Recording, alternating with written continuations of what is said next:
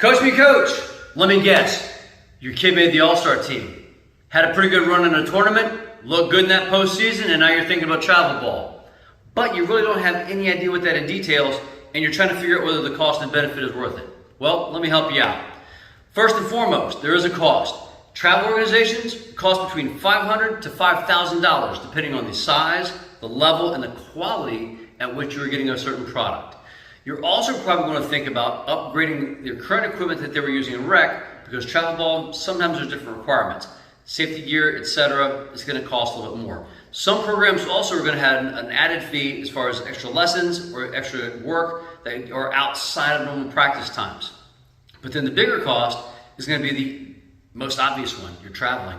Hotels, lodgings, whatever it might be, food, gas, and the time involvement are pretty big. Now, let's flip the coin to the benefit.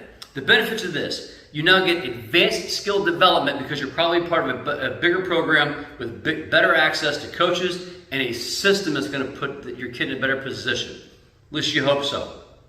You're in a more competitive environment. Practices, tryouts, and games and tournaments are all going to look very, very, very different from what you've been used to. You're also going to get an exposure to different coaching styles. This is going to carry them further than almost anything else because now they're learning how to develop some people skills to go through it. And on top of the people skills, they now are going to build discipline because they've got to be able to utilize their time wisely between home and between practice times. Because instead of having 1 to 2 hours a week of practice, it's going to be closer to probably 3 to 6, depending on what you're looking at.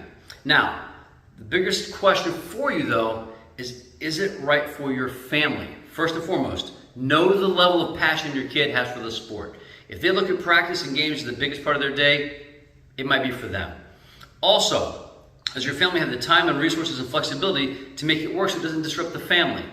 And then lastly, you want to make sure that it's good for your child's overall well-being and they're not getting burnt out on the sport, because you never want to see them walk away from something that's keeping them active. And then lastly, how to navigate this better in your certain situation in your area.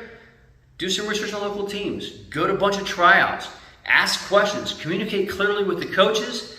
And then more so than anything else, prioritize fun.